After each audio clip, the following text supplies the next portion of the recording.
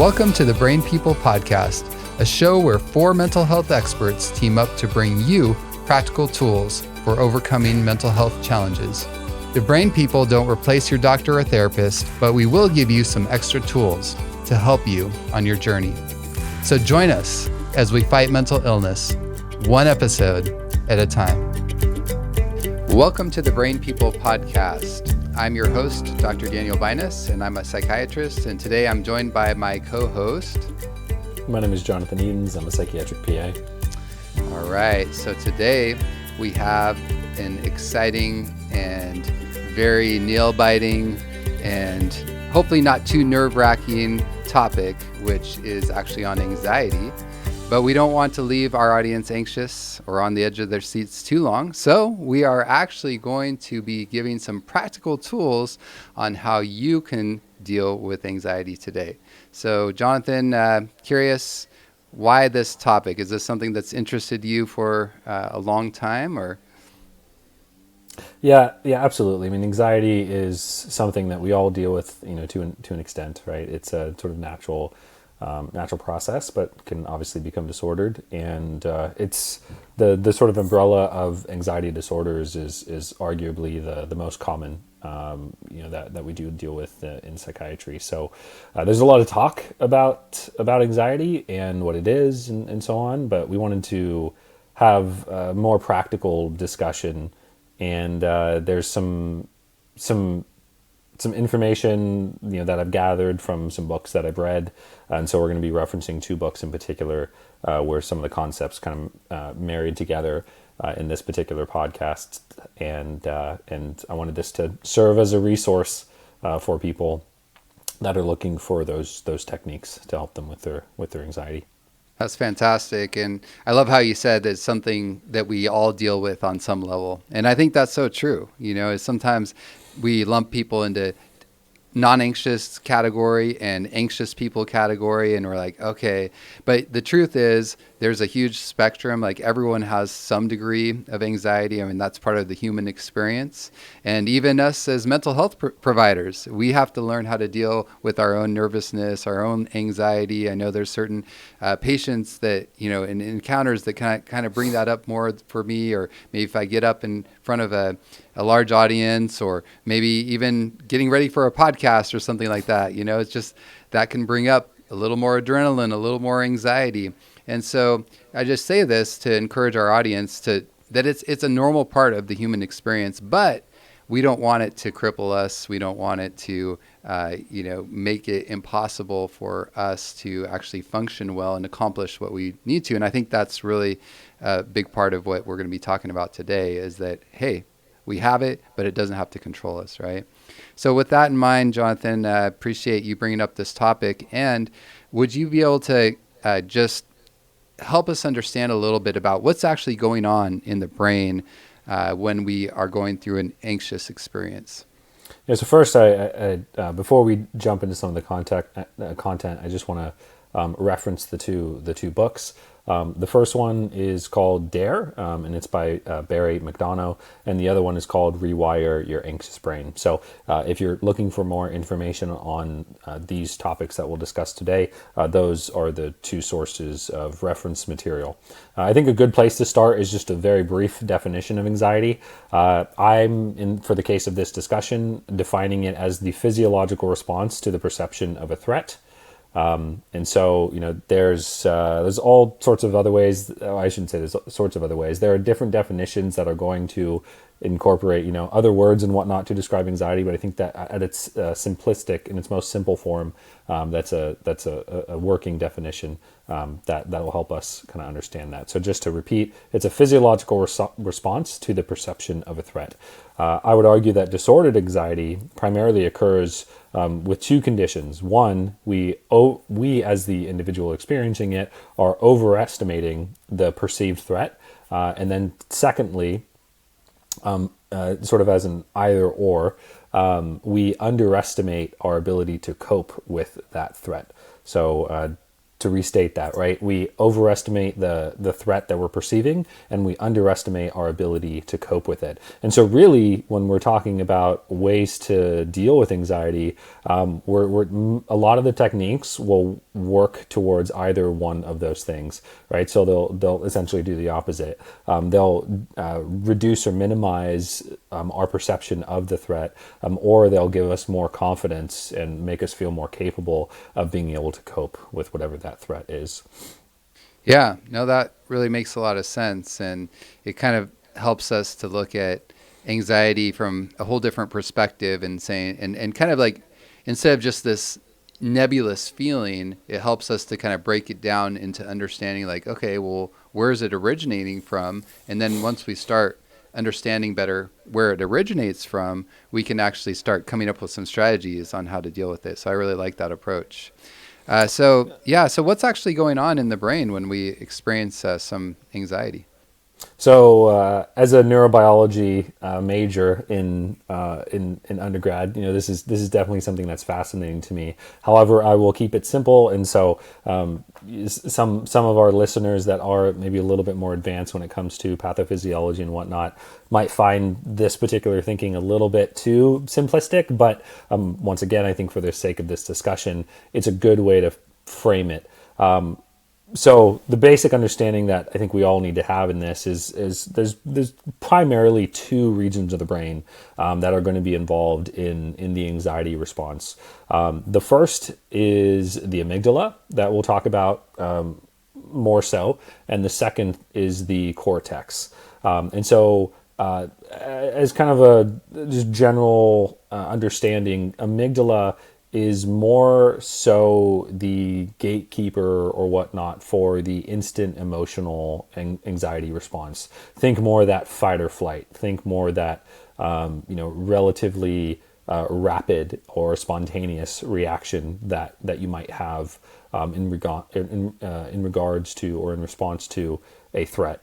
And then cortex-based anxiety is going to be more so this thought-driven anxiety, often related to things like overthinking and catastrophic thinking, right? So to give an example, amygdala-based might be more so, you turn around and you're startled by something, right? That's going to be more of that amygdala-based. Whereas cortex-based is you're laying down, kind of waiting to fall asleep, and you find yourself just sort of ruminating over things and kind of worrying over things and slowly kind of ramping up into more of an anxious state.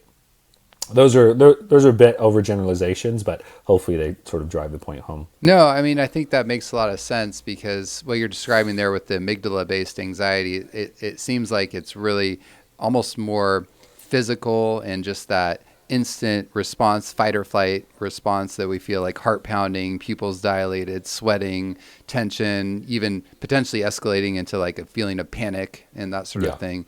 Whereas, like you said, the cortical anxiety sounds like it's more of the thought type of anxiety, the excessive worry. And sure, you might still get some physical tension, your neck all tight and that sort of thing. But it's more of the thought type of anxiety, maybe not quite as physical, so to speak.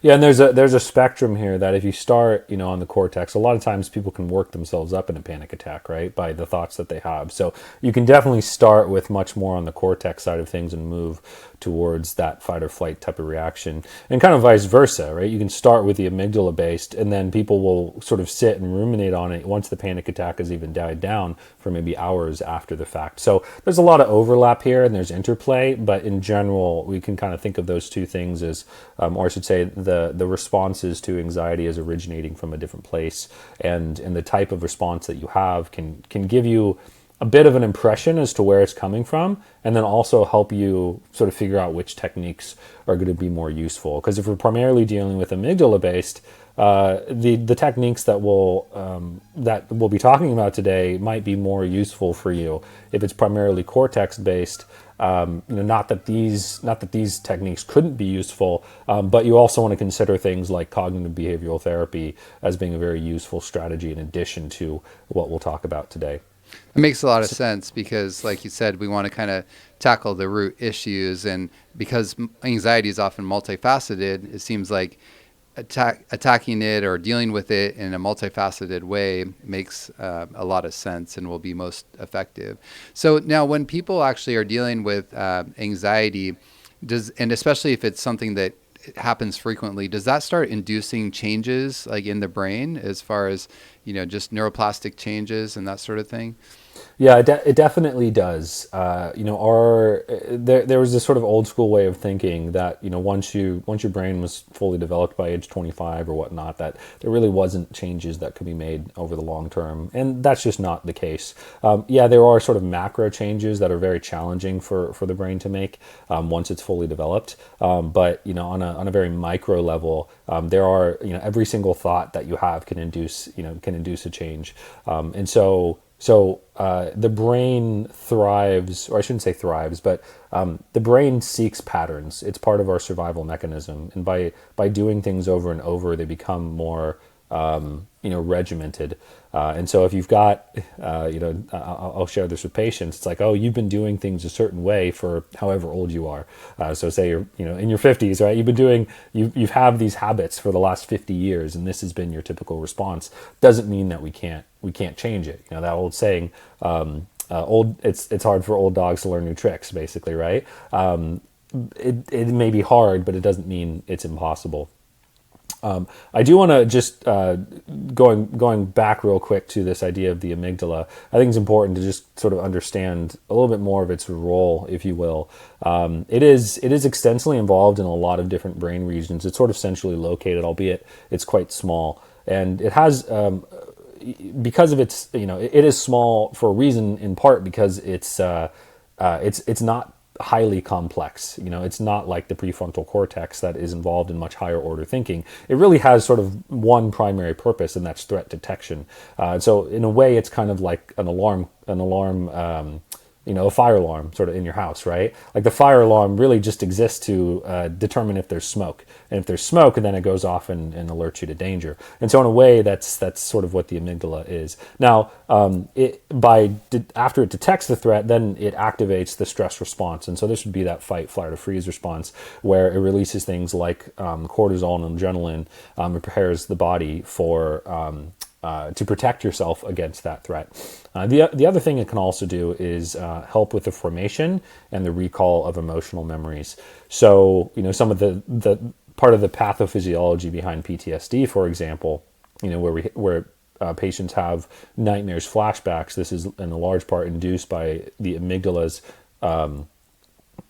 formation of some of those memories that's created during the traumatic experience. And so, and it's doing that for the intended reason of trying to protect you from something like that happening again, right? So it's really all about protection. And I think that metaphor of the fire alarm or the guard dog that we'll talk about in a little bit more depth is really quite a good metaphor for the role of the amygdala. Yeah, no, that's really helpful. And now let's say that, we've been dealing with different anxieties, and whether it's worries or the amygdala firing off a lot, is that going to in turn make it easier over time to actually have anxiety, like with that whole neuroplasticity that we were talking about? Yeah, absolutely. The saying of like practice makes perfect, so to speak, and obviously there's problems with that particular saying, but the brain loves patterns, and so neurons that fire together wire together, as they say as well. And so the more something is done, the easier it is for the brain to do that particular thing. I spent one summer shooting 10,000 free throws, and you can imagine by the end of those 10,000, I was very good at shooting free throws because it was the repetition, and so it's apt for a lot of different aspects of our life, and so even in terms of beneficial responses where repetition is appropriate, there's also the dysfunctional ways in which repetition can be present as well, and definitely in terms of anxiety, that's a common thing. So, like you said, can definitely become more apt to go down that pathway once we've experienced anxiety for a while. How do we rewire the brain in a good direction using the positive neuroplasticity? The primary way is basically, I'll say this. There's a whole host of techniques, but in part there needs to be, in many cases, really a mindset shift, recognizing that in many ways the approach that you may have been taking, without even necessarily recognizing it, is leading in part to a lot of the dysfunction, right? The consistent dysfunction. And the amygdala is, as I said, a fairly simple brain structure, all things considered. It's the primary way in which it learns is based on it's based on your responses to things, right? And so what you choose to do as a response to amygdala activation is going to facilitate future behavior by the amygdala, right? And so, this for many of my patients, when we talk about fight, flight, or freeze, the ones that tend to be on the more anxious side, their preferable response, I shouldn't say preferable, but or I should say their a more consistent response in that case is flight, right? It's avoidance of some form, and so the more and more that you avoid, the harder it is to not avoid things. And then the brain, the amygdala will continue to try to warn you, right? To try to warn you, you're not avoiding. Why aren't you avoiding, right? And so it's going to continue inducing that anxiety.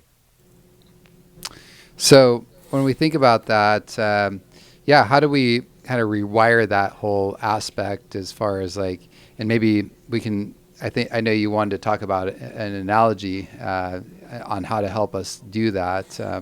How could we start that process?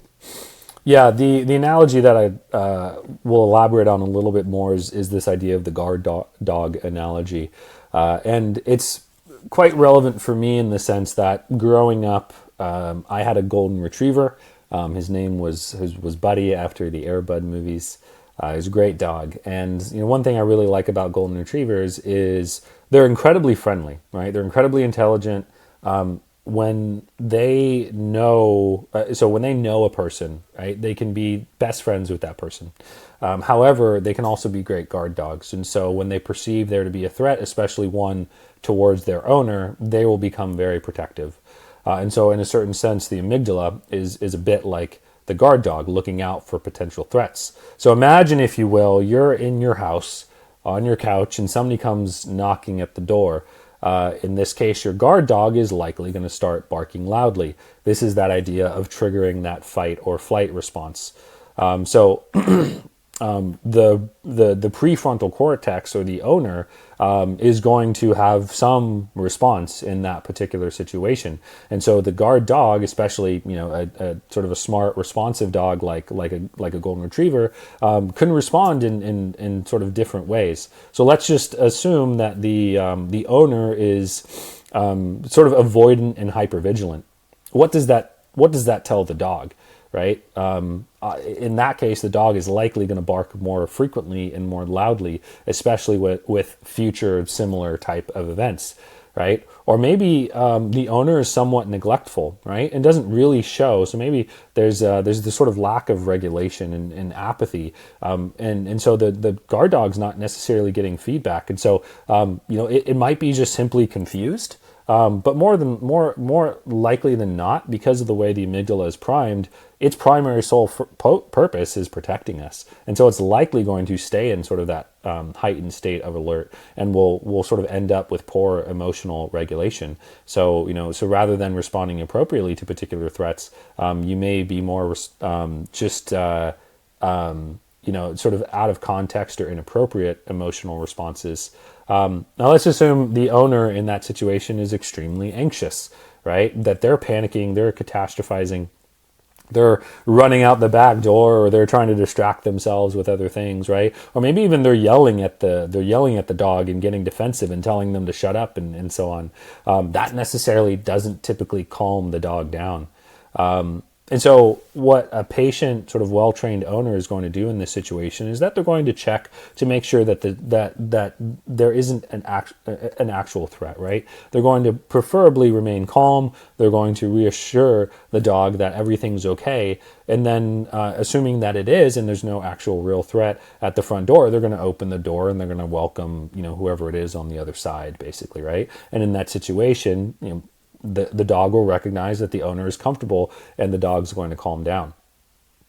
For most of my patients that deal with anxiety, they're one of those kind of those first three examples, right? In those analogies, there's a threat, and typically there's some degree of lack of regulation or avoidance, or preparation for a fight, right? This sort of antagonism, and those are going to like precedes like, and so those things are going to most likely continue. And so, using that analogy as sort of the baseline, that leads us to, an approach that we can use to be the more patient, calm, collected, and work through some of these ways of doing things that maybe haven't necessarily been as helpful as we'd like them to be. Yeah, no, that's actually really helpful. And now, does this analogy carry over to cats? Because I think you just have cats now, right? I do like cats. Unfortunately, their personalities don't make quite as much sense for this particular analogy.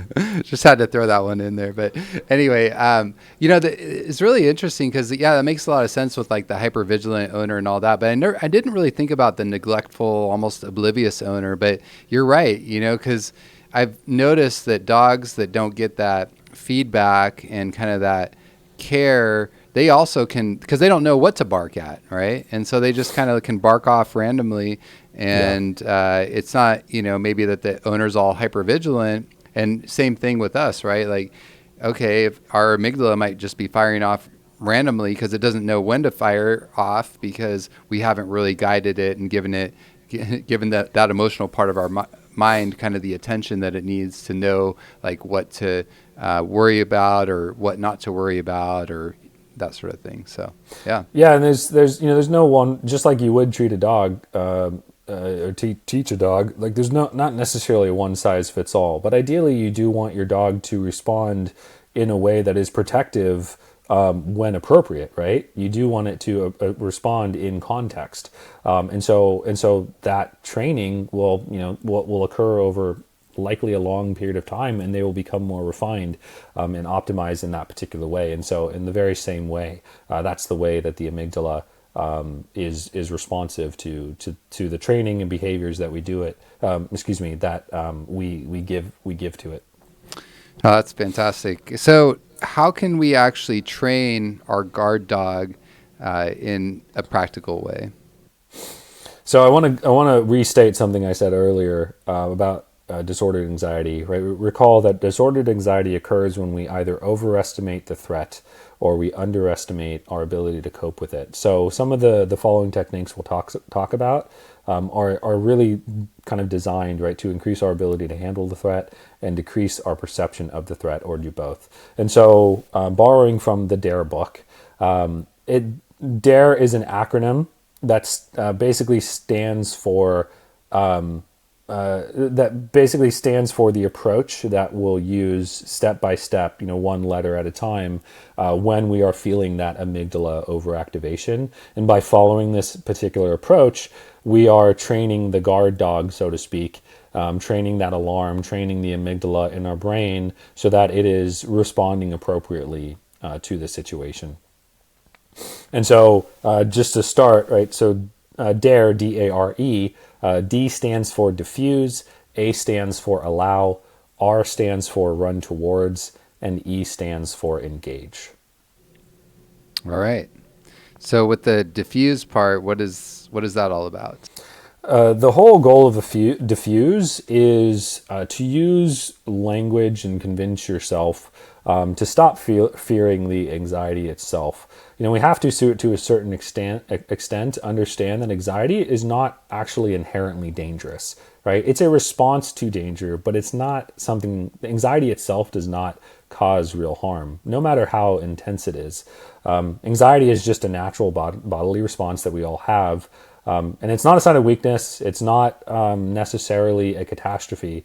But so when we have this language, and we can kind of talk back to ourselves, and we view anxiety with more of a neutral mindset, it'll have less control over us. And so, just a couple of examples. So, if you're feeling anxious, right, you can start with this diffuse technique. And so this would be statements like, this is just anxiety. It's just a feeling. I don't need to act on it right now.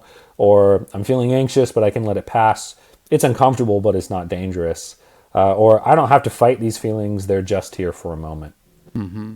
Oh, that's really helpful, because I've seen a lot of people, and even myself at times, when those feelings start coming up, it's so easy to catastrophize that and being like, oh, here we go, this is going to be really uncomfortable, or I hate this feeling, or, et cetera, et cetera. And it just makes it worse. Like, oh, I'm going to have a panic attack. And it just makes it worse and worse and worse, instead of being like, okay, you know what? That's my adrenaline popping off. That feels uncomfortable. I don't like it, but it's going to pass soon. Then we're kind of, we're acknowledging that it's there, because I think that can sometimes be the other mistake that a lot of us can make, is just like, hey, I don't even want to, I'm going to pretend like there's no anxiety there. And then it just, but the pressure just builds, and then we explode, right? So I like that this is a balance where we're saying, okay, I'm acknowledging it, but I'm also not making a mountain out of a molehill kind of thing. Yeah, and that's actually the perfect segue into the second step, because it is that the A stands for allow, and so it's really all about allowing yourself to be anxious, to have the thoughts, to feel the feelings, for them to be present without resistance. So the basic premise here is that that resistance actually amplifies anxiety, and when we actually accept the anxiety response, we accept the way that our brain is working, we accept that it is just basically doing what it's meant to do, and it's doing what we've trained it to do, right? To a certain extent, then it'll actually dissipate. It'll dissipate naturally, and when you are in that more accepting mindset, it's going to dissipate quicker and more effectively. Well, the analogy that I like to use here is this idea of quicksand. If you happen to find yourself in quicksand, what they say is, like, you're not supposed to struggle in it, right? You're not supposed to fight it. That just pulls you down even further and faster. Or maybe another analogy that a lot of my patients have been familiar with, this idea of the Chinese finger trap. That little toy that I think was popular maybe back in like the 90s or early 2000s or something, right? You stick your fingers in there, and then if you pull, it tightens, right? If you pull your fingers apart, it tightens. And so to actually get your fingers out, you bring them together. And so in both of those ideas is, the more you fight it, right? The more you are essentially engaging the more you engage with fight, flight, or freeze, by responding with fight, flight, or freeze, the more you actually facilitate that type of response. Yeah, that makes a lot of sense. And I've recognized that in my own life too. When I've had feelings of anxiety, and then I'm like, instead of fighting it, I'm like, you know what? Let me just let it flow through and pass, because I know that's what's going to happen. It goes away much quicker than if I'm like, oh, I can't feel anxiety, and like you're resisting that. So yeah, in that way, in that sense, a lot of times, especially like with social anxiety, say, or performance anxiety, you end up getting sort of caught up in the way that you're feeling, which creates more anxiety. So you get anxious about your anxiety, and then it's just this endless spiral. I like what you said about it flowing through. The idea of like water flowing, or like waves sort of passing on, is a very common sort of description that we use, and I think it's helpful, oftentimes to even visualize this, visualizing sort of the wave of anxiety as it comes, but it'll eventually go, and the tide will go down, and you'll be okay again, right? And so I think that picture for a lot of people can be helpful. Excellent. So you also mentioned, even in that finger trap analogy, coming toward. And so I think that's the next, or running toward is the next letter of the acronym, right?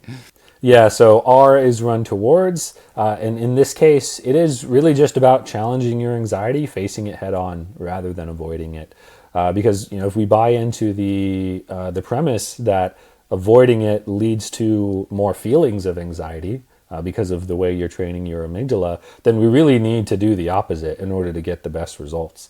And so, if we confront those fears directly, we will weaken their intensity over time and reduce the control that they have over our daily life. So just to rephrase, like avoidance reinforces fear, while exposure builds resilience.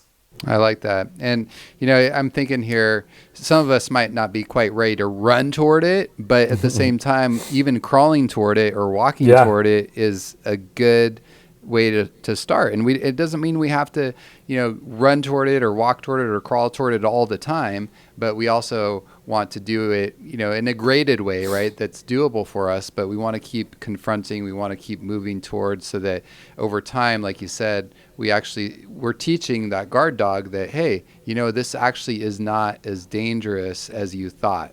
And it's going to be okay. Like, we're going to get through this.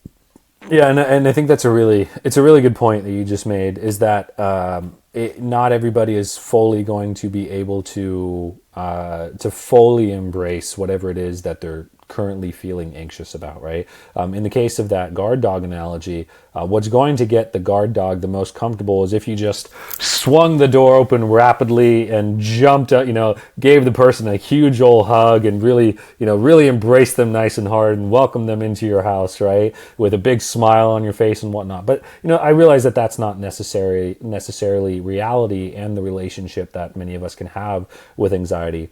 But simply having that posture of facing it versus avoiding it, right? Versus not facing it, and whatever direction you can move, at whatever pace you can move towards it, is going to signal to your amygdala that this is something that is not necessarily something to be feared to the same extent that it has been. That makes sense. All right, let's get to the E. So E stands for engage. And so this might seem a little bit redundant. However, the emphasis is a little bit different. The idea here is to shift your focus from worry to purposeful actions.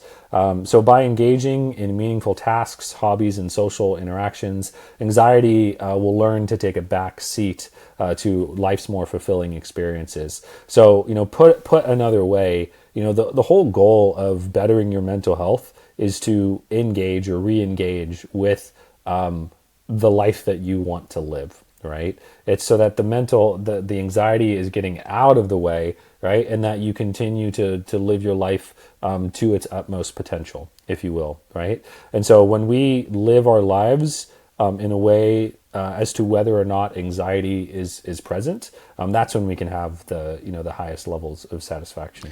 Yeah, I love it. And is it okay if I up the ante to double E? In other words, what I'd say there is engage with excitement. In other words, they did this one study at the Harvard Business School where they were actually observing people giving talks, so that, in front of people, so that most of us get nervous when we get up and give a speech.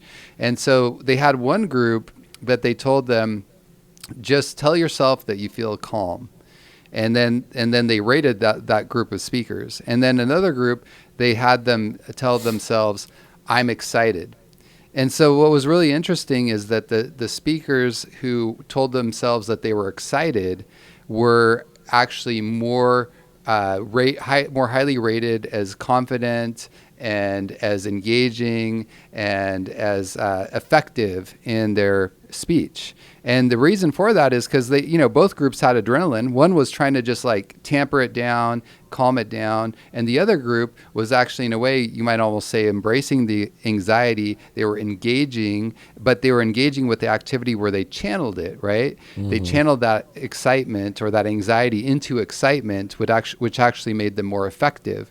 And so the point that I'm bringing in here is like, yeah, when we're engaging in those meaningful activities, I think it gives us an opportunity to actually, maybe we have extra adrenaline that needs to be burned off. Why not channel it into something positive, meaningful, that can bring productivity and actually make our lives more effective and interesting and all that. So. Sure.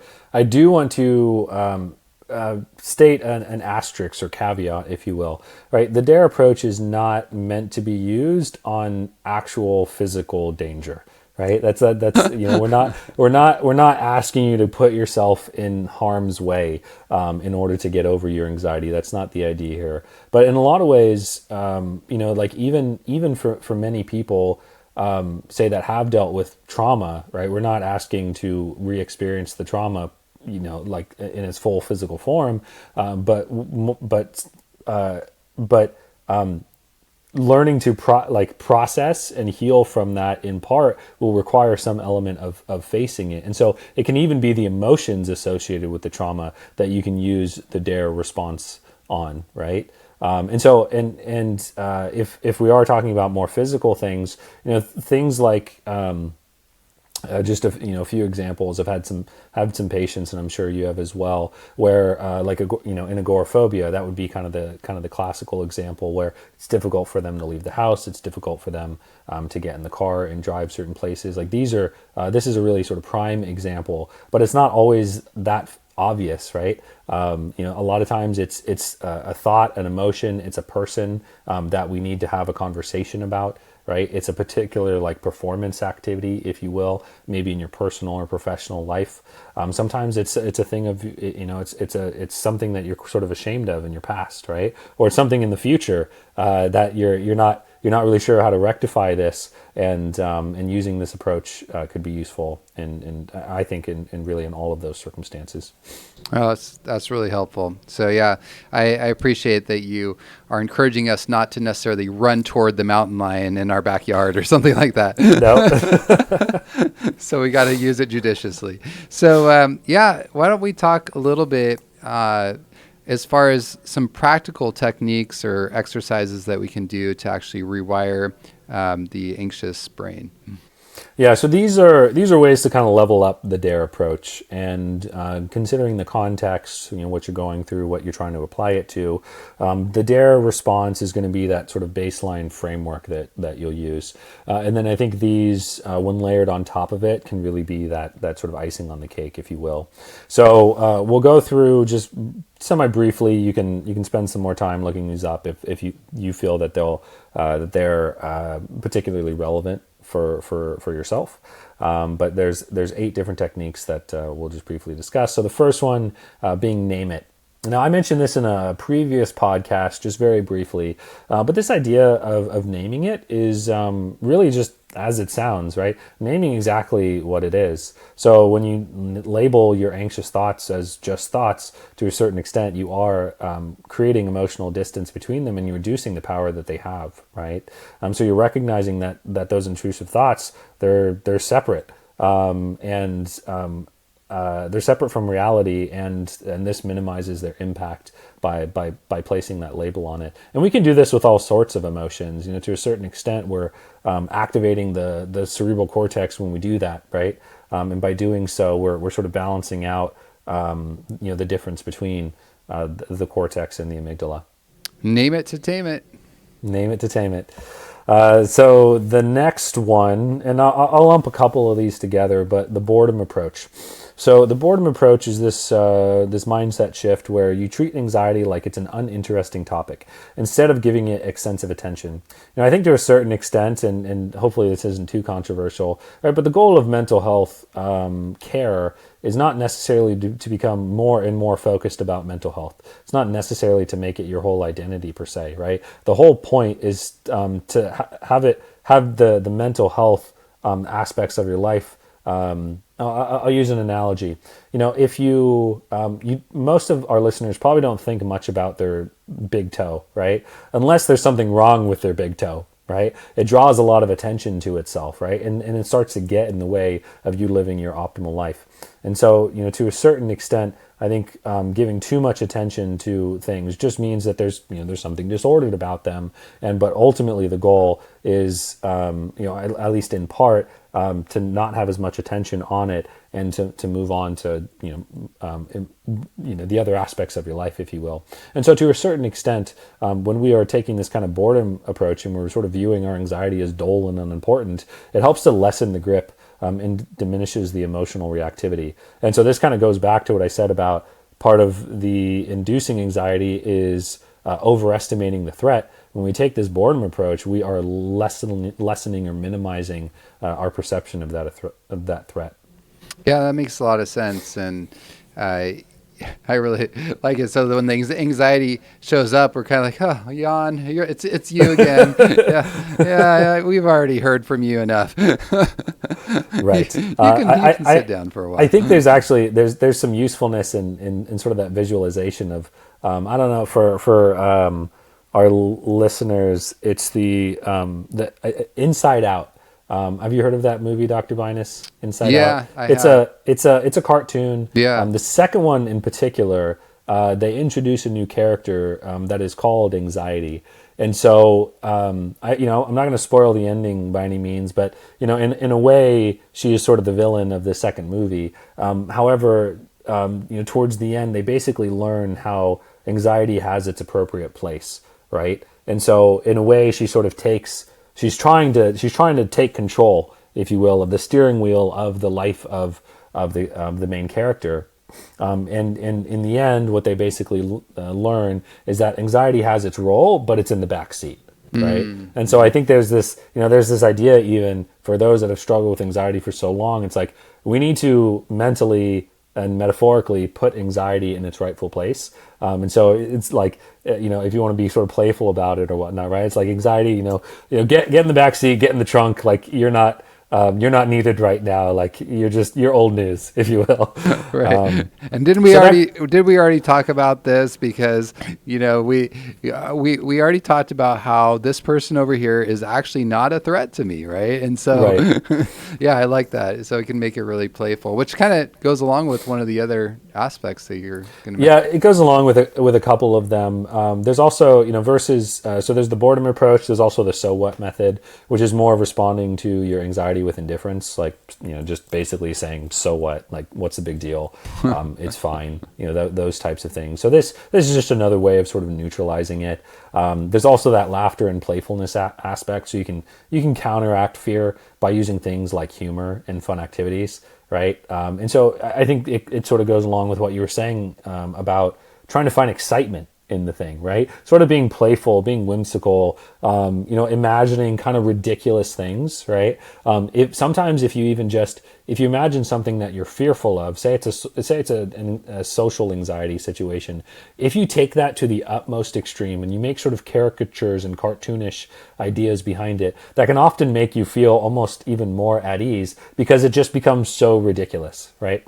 And so ridiculousness oftentimes can have that effect of diminishing the anxiety because it becomes less intimidating in our mind. Yeah, absolutely. I mean, I'd challenge our listeners to try to laugh heartily and be anxious at the same time. To really like laugh at a joke and truly like think it's funny and at the same exact time feel incredibly anxious. The two actually do not go together. It's very true. A couple other things, breathing exercises. I won't really talk about this too much, but we want to emphasize diaphragmatic breathing. So this would be nice deep breaths through the nose, out through the mouth, slowing down in a controlled way. We did a whole episode on breathing, so we won't dive into that. Another technique is we call graduated exposure, starting small and kind of working your way up. A lot of therapists like to do this sort of stepwise or ladder approach where you can take things on a scale of 0 to 100 or 0 to 10 or whatnot, whatever scale you want to use, and then you'll take maybe 5 things that make you anxious or 10 things that make you anxious, and you'll rate them on a scale of this, like how much anxiety do you anticipate experiencing by doing this particular activity? And so you'll rate them on a scale of, let's just say, 0 to 100.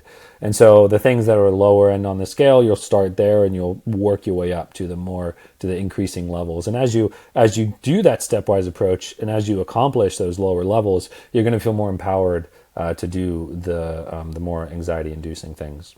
I like that. Like you said, that exposure. And that really teaches us that, okay, it's not as dangerous as I thought. Visualization. So imagine yourself successfully handling the situation instead of focusing on failure.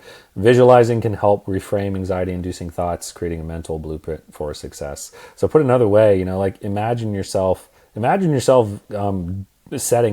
doing what you set out to achieve in this response, right? Maybe your fear is public speaking, and so you're visualizing like giving this amazing speech and everybody being completely just blown away and wowed. And that's not to sort of set yourself up for failure by any means, right? It's really just about imagining the potential, and that's going to breed a sense of confidence rather than visualizing all the ways in which you could fail. And then the last one I'll mention real quick is just journaling. I think it's it's important to get things out, not just always just keep them up here in your mind. And so when we write down things like anxious thoughts, this is a great place to also do some of the CBT techniques we've talked about in other episodes. But this helps you process things a bit more objectively and identify patterns that can be addressed with more logic and reasoning. Did you have a comment on that? No, go ahead. I would also just say to our listeners, like self-compassion is essential with a lot of these things, really with anything that we do here in mental health. When we have techniques and we recommend these techniques as being helpful, and you try them and you feel like you failed them, right? It's just part of the natural experience to have setbacks. And so this is not something we're necessarily trying to cure, so to speak, right? Anxiety is a natural, normal biological process, but it's something we're trying to manage, navigate, and have at more of a balanced level to where it's not getting in the way and leading to dysfunction in the life that we want to engage with. I like that. Like realizing that, hey, anxiety is a normal part of life. We just don't want it to be in the driver's seat, going back to that analogy from the movie. We want it to have its proper place, and actually it can be our friend. It can help us when it's in its proper place. Any key points that you want us to take away if we were to take one kind of point away from this episode? I'll give a couple. I don't know if I could just summarize it down to one, but I'll give a couple. Anxiety is a process that can be rewired with practice. Using the DARE acronym and what that stands for, and then some of the other techniques can give you, or I think these are actionable tools that our listeners can use to break the cycle of fear and avoidance. And then the last thing I'll say is just consistency with these practices, and then self-compassion are essential for long-term change. So I encourage our listeners, for those that are dealing with anxiety themselves, for our listeners that have family, friends, coworkers that are dealing with anxiety, in sort of a disordered or functional way, please send this to them, and hopefully they can get some encouragement to take small steps in their life every day so that they can better manage their anxiety and start that process of rewiring their brain. Thank you, Jonathan. And one thing I just did want to mention, and was going through my mind as you're wrapping this up, is that one thing that's been incredibly helpful and comforting to me too is just the spiritual aspect, remembering that, yes, we need to face these things, we need to go this, but we don't have to do it alone. And I love how many times the Bible again and again says, fear not. That doesn't mean we're not going to have anxiety, but what it means is that we can take our fear to God, that He's going to be there with us. He's going to walk through us through the fear with us, and He's going to give us strength to face it. And ultimately, God doesn't always promise to take it away, but the things we're afraid of, but He promises to help us to actually master our fear of those things. So thank you, Jonathan, for these very practical techniques, and I think they're going to help a lot of our listeners. So And to our listeners, thank you for tuning in. Hope you all are feeling more relaxed now that we have gone through this episode. Take care. Thanks for listening. If you enjoyed today's episode, please like and subscribe. Your engagement will help us reach more people who need encouragement. To hear more episodes, learn about our other mental health resources, or support us financially, visit thebrainpeoplepodcast.com.